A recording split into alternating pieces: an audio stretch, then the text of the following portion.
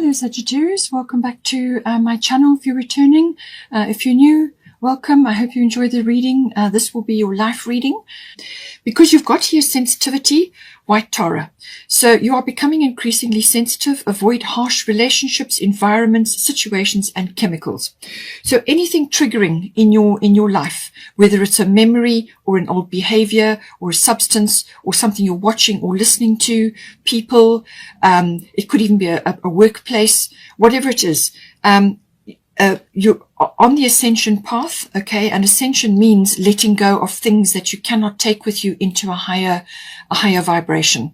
So you've got to let go of a whole lot of things, okay? And this can also be a wake-up call with regards to belief systems or what you have believed to be true in the 12th house, okay? So something is getting a workout or a work over here. And it could also be, as I said, moving forward or overcoming something or having a door open for you, like a wake-up call, all right? But sensitivity, it's saying that you're in this position, so take note, look after your body, your health, and what you're taking into your body, and this will serve you well. Now, also with the around this issue, we have also got a major arcana here. This is the bottom of the fairy tarot. The number 16 may be important for you, or 6 and 1 is 7. 7 is always about right place, right time. So some sort of timing is involved here. So it says here, life experiences is the tower normally in the tarot. So this can be an upheaval or some sort of occurrence in your life, which really does change things. It can be quite chaotic, and it can be quite a sharp shift or change. But for a lot of people, it's basically seeing something and realizing that you have to make meaningful changes now. So it says here, let go of belief systems that no longer work for you. An important life-changing event. A situation that leads to significant opportunities. So whatever is leaving your life or whatever needs to be let go of, or whatever you are walking away from, you're going towards something better, or other better things are going to come into your life. And this is where the Jupiter return comes in. These other things are coming in for you in the form of opportunities or doorways or paths or whatever it may be. And it's up to you to grasp them. Okay, but you're going to be very sensitive. You're going to be really in a sort of a growth phase, and that makes you sensitive. So cut out all the things that are triggering for you and make you unhappy, and start moving forward, following this path, because what is on the other side of this horizon is a wonderful fresh start in some way, shape, or form. Okay, so it can be a bit of a shake-up, as I said. It can be like that, an upheaval of some sort, but it is also walking on a new path in a new direction, which does bring you significant opportunities. But you have to let go of certain things in order to bring those opportunities in. Okay. And it could also be just simply an attitude or a belief. You know, you may have seen things in a certain way, and now you are letting go of all of that, and you're moving forward into a new phase altogether, a new cycle. Okay. It could also be releasing of karmic things. Now, we have also got the 5th house. 5th house deals with romance. It can be a love affair. It's also passion associated with that, or passion around things that you enjoy. So this can be anything really that is enjoyable, happy, recreational for you. It could be a handcraft. It could be something to do with a creative thing or an artistic thing.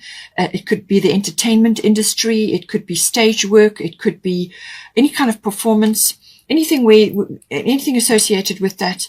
It can also be any kind of play. So this is like play that is fun and enjoyable for you. So fun is very much aspected with the 5th house. It is also to do with social activities around that. It could be club activities. It could even be sports, maybe. Anything that is recreational and enjoyable for you. It can also be about children.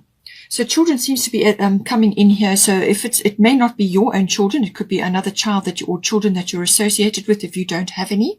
But it can also be accessing your inner child, which often gets silenced while you are growing up, and then it starts to rumble as you get older, and you have to listen to it, to release that energy, to listen to your inner child, because it's got valuable insights for you. So it's all about that. In some cases, it can also be about a risk, some sort of risk that needs to be taken or is coming in.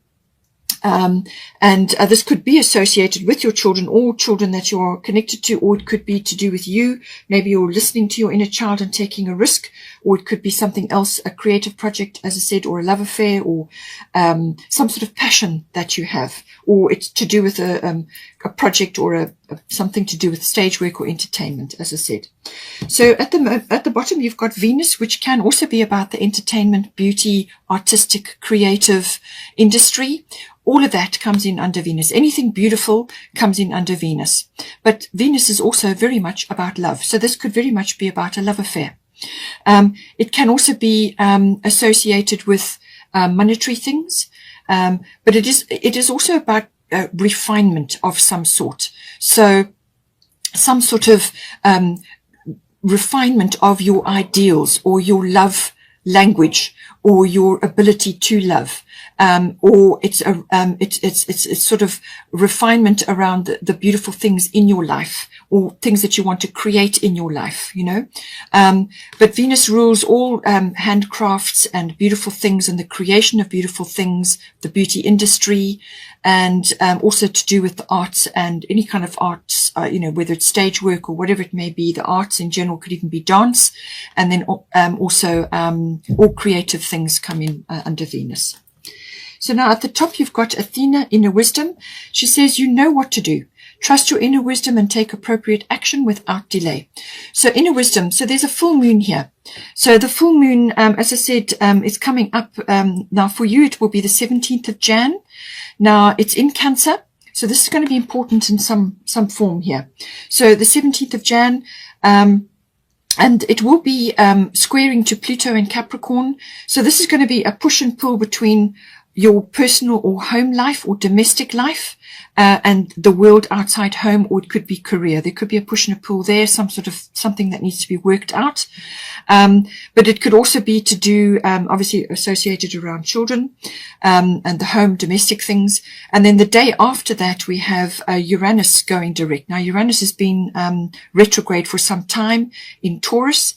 And it's starting to go direct on the 18th of Jan. And Uranus is always about expect the unexpected. So I think something is going to come in to shift something in this fifth house. Now, what Athena is saying is that there's something that you're procrastinating about or you're self-doubting yourself on. And that's what she talks about. So she's saying, listen to your intuition and your inner wisdom because you know what to do in this house. Whatever the subjects I talked about in the fifth house, there's something here you need to take action on. And you know what to do. It's in you. You know, you have the intuition, you have the insight, but you perhaps just haven't acted on it. But it's saying, listen to your inner wisdom, that there's the full moon and there's the angels in the background as well. It's also connected to communication because she's got a blue orb there, Pegasus, which is always about movement. So something to do with that coming into the fifth house for you. We also have the 10th house coming in. 10th house is your fame, your reputation, your career, your public status. It's also authority figures. It's maybe you becoming authoritative in some way, reaching an authoritative status, or you are involved with somebody who is like that, like a guru or a mentor or a boss or a manager. Or it could be an authoritative figure in your life, like a parent or something like that. It could be a mother or father, to take it as it resonates. And it can also be to do with authoritative institutions, like this can be government or legal or a learning institution, something like that. Now, at the bottom, you've got part of fortune coming in. And then at the top, you've got Damara, guiding children. So this could very well be related to a career that you are either in or that you could go into, or it could be that you are connected in some way to children, or your profession is around that, something to do with children. But it could also be, as I said, listening to your inner child. There may be something in this 10th house which needs to be activated because your inner child hasn't been heard. Okay, so you may be connecting to that, and then suddenly pieces of a puzzle that have been out of place for a long time may very well start to fall into place for you. Because your inner child is with you right from the very beginning. And being in touch with that allows you to get in touch with your playful side, your innocence, but also living in the moment and facing things with optimism and enthusiasm. And it also has a lot of inner wisdom, which gets programmed out the older you get. Okay, so getting in touch with your inner child is very, very important. All right, but it could also be to do with something associated with children here. It says you are good at helping and counseling and healing children. Use your skills to help children now. Now, this could be a family member or somebody associated, somebody just close to you, or somebody that you meet, and you just have a conversation with them and something that you do. But it could also be career related, as I said. So now, part of fortune, this deals with, aspects of yourself that you have overlooked or you haven't harnessed in your life. And that could very well be the wisdom of your inner child, okay, or the wisdom of children around you at this time, or something around a child or a young person dropping wisdom in your lap. It could be that. But the knowledge that comes with this, once you realize that there's a part of yourself that you haven't harnessed or you haven't honed in or you haven't connected to, then you can start connecting to it. And it brings wisdom. It could also be a talent or an ability or a skill that you have, which is going to get triggered in some way here, whether it's something that somebody says, or it's some other aspect. It could be a Jupiter return from an opportunity point of view, or it could be this life experience change that you're going through. But something is going to trigger this. It's going to stir the waters. And this can be a talent or a skill or an ability that you have that starts to rise up. Now, this could have been something that has been lying dormant or inactive in you, or it's inherent in you, and you just haven't acted on it, or you've taken it for granted, or you've just accepted that this is how you are, but you haven't actually used it properly in your life. You haven't accessed it. So it could be that. It can also be from a career, perhaps, or a fame reputation point of view, that you are coming into the spotlight in some way in this house. This can be that you are coming into notoriety, or the spotlight is on you in some way. And this brings rewards. This brings rewards. It could also be reward for something that you've been working on in this 10th house. Okay, it could be a career, or it's your fame and your reputation, something like that, or your public status. Okay, is being elevated in some way. And this is saying that very beneficial. Lady Fortune is smiling on you. It can bring rewards. It could be gifts. It could be support. It could just be really all good things coming to you at this time with part of fortune.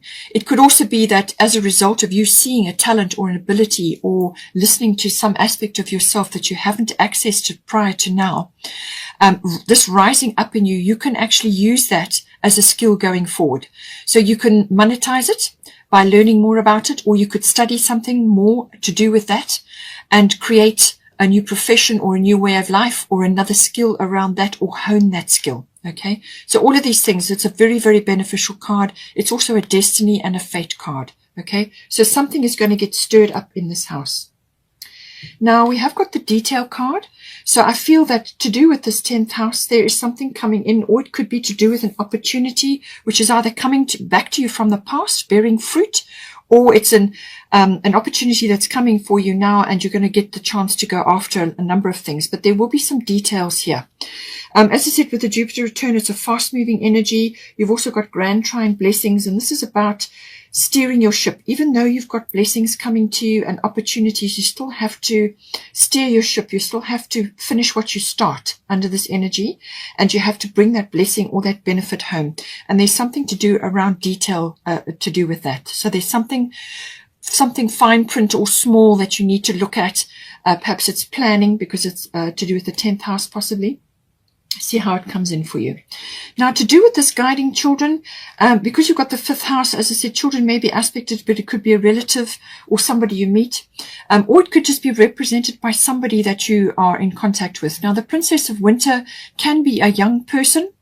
It could be male or female. This is showing as a female, but take it as it resonates. Princess of Winter, inquisitive, truthful, realistic, undiplomatic. Okay. So this is normally an indigo person. If you don't know what the indigo is, look it up. They're indigo generation. And it says here, it could also be related to information that this person is going to give you. Or it could be something that you learn associated with young people, or a young person, or your child, or it could be your inner self, your inner child that is rising up to say something and be heard.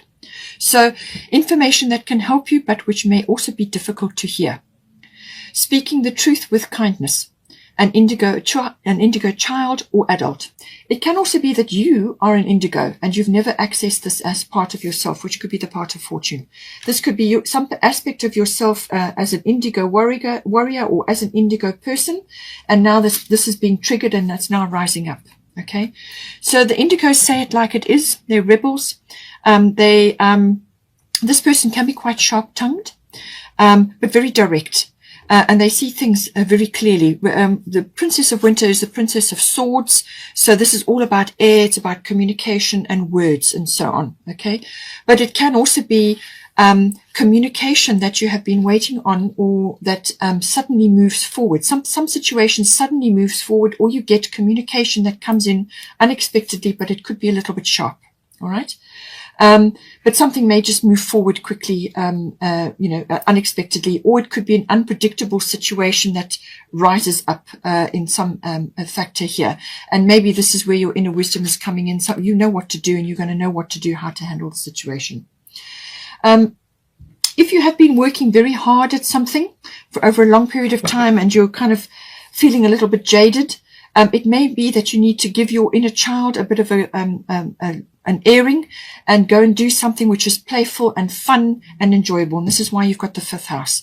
Something which is going to give you a lot of pleasure and a lot of happiness, because you've got Cordelia here saying, go outside. You have been indoors too long. Go outside and get some fresh air. That is going to refresh your life. It's going to bring energy in, and it's going to move things forward.